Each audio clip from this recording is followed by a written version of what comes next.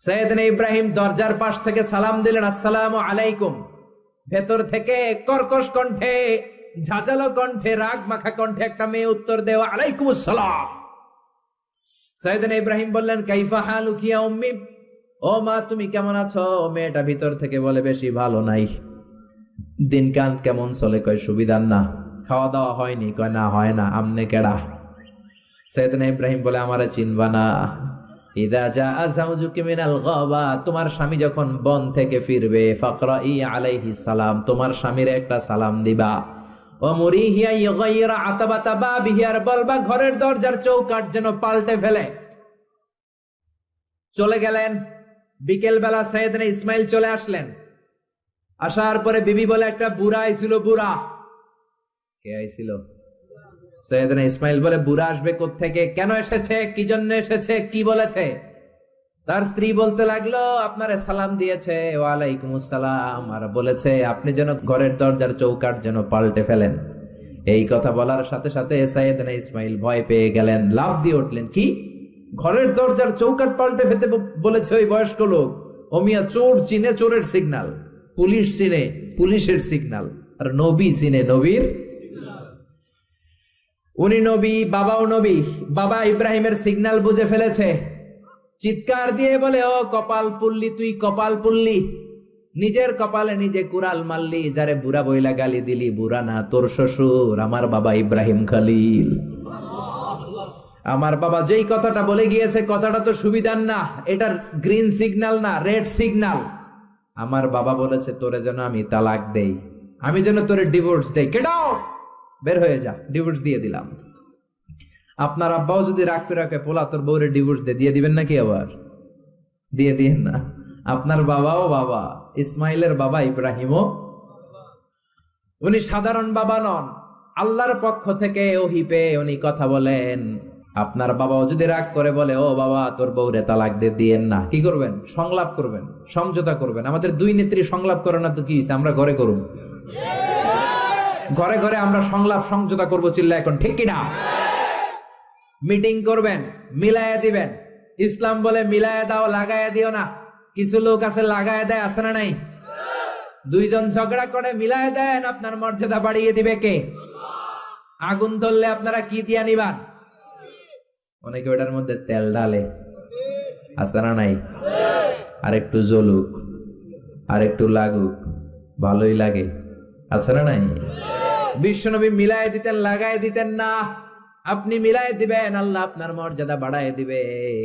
আপনার বাবা যদি বলে তোর বিবিরে তালাক দে, বাবারেও বুঝান, বউরেও বুঝান। আরে তালাক তো অনেক পরের কথা। আমরা ইসলামের দেয়া তালাকের সিস্টেম মেনে চললে বাংলাদেশের ডিভোর্স রেট কমে যাবে, কোনো তালাকই হবে না, ঠিক কি না?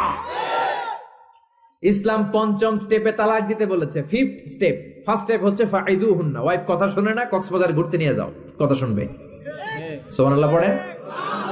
কথা শুনে না, যমুনা ফিউচার পার্কে নিয়ে যাবা, বসুন্ধরা শপিং কমপ্লেক্স থেকে দামি শাড়ি কিনে দেবা, আউটিং এ যাবা, হ্যাং আউট করবা, কথা শুনবে, ঠিক কি না?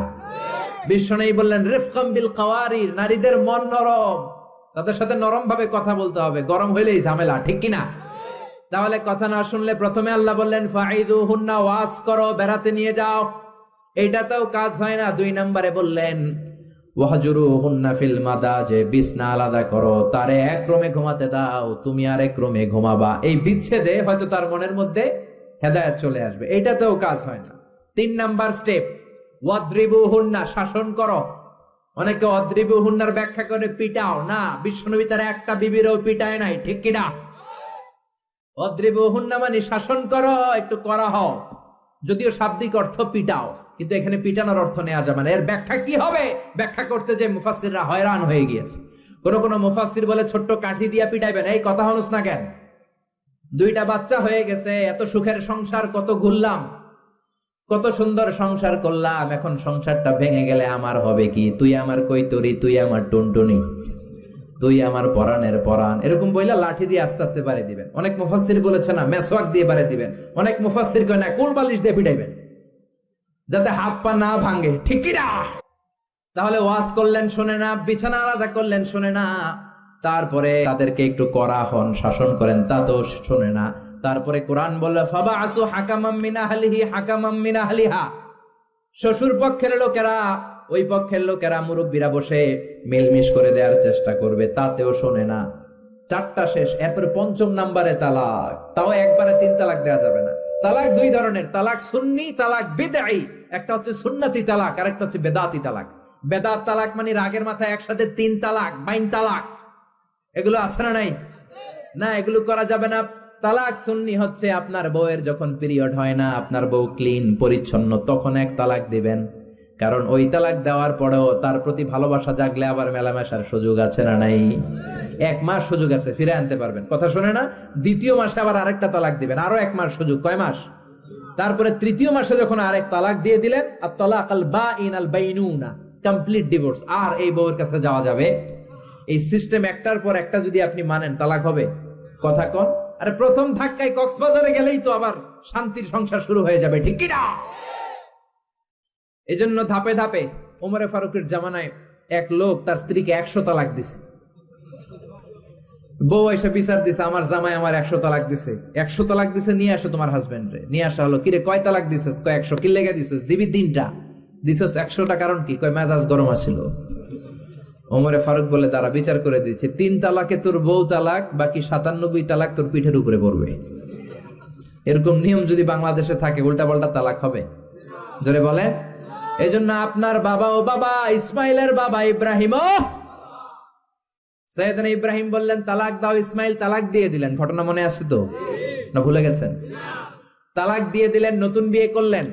3 বছর পর আবার সাইয়েদনা ইব্রাহিম দেখা করতে আসলেন। আজকেও সাইয়েদনা ইসমাইল বাড়িতে নাই, বনে গিয়েছে শিকার করার জন্য। আজকেও সাইয়েদনা ইব্রাহিম এসে সালাম দিল, আসসালামু আলাইকুম। আজকে জাদুমাখা কণ্ঠে, মধুমাখা কণ্ঠে, সুরেলা কণ্ঠে একটা মেয়ে উত্তর দিল, ওয়া আলাইকুমুস সালাম। জিজ্ঞেস করলো, কাইফা হালুক ইয়া উম্মি, মা কেমন আছো? মেয়ে কয়, আলহামদুলিল্লাহ আলা কুল্লি হাল, সব সময় আমরা ভালো আছি। সুবহানাল্লাহ কইবেন না? দিনকাল কেমন যায়? কয় খুব ভালো। খাবার দাবার? কয় খুব ভালো। আপনি কে? আমার চিনবা না? মেয়ে বলে, আপনারে আমি চিনতে চাই। এই মরুভূমিতে কেউ কোনোদিন আমাদের খবর নেয় না। কে আপনি? মুরব্বি বাজান, দয়ালু মানুষ, আমাদের খোঁজ খবর নেয়ার জন্য এসেছেন? বাইরে রোদ্রের মধ্যে দাঁড়িয়ে আছেন কেন? ভিতরে আসেন। সাইয়েদনা ইব্রাহিম ঢুকতে চায় না, মেয়েটা জোরাজুরি শুরু করেছে। জোর করে ঘরে ঢুকালো, শরবত বানিয়ে খাওয়ালো, রুটি বানিয়ে খাওয়ালো, খেজুর বানিয়ে খাওয়ালো, ছাগল পালতো, ছাগলের দুধ খাওয়ালো। সাইয়েদনা ইব্রাহিম এই আপ্যায়ন দেখে চোখের পানি ছেড়ে মেয়েটার জন্য দোয়া করে দিল। ও মেয়ে, এইটাও মাইয়া, আগেরটাও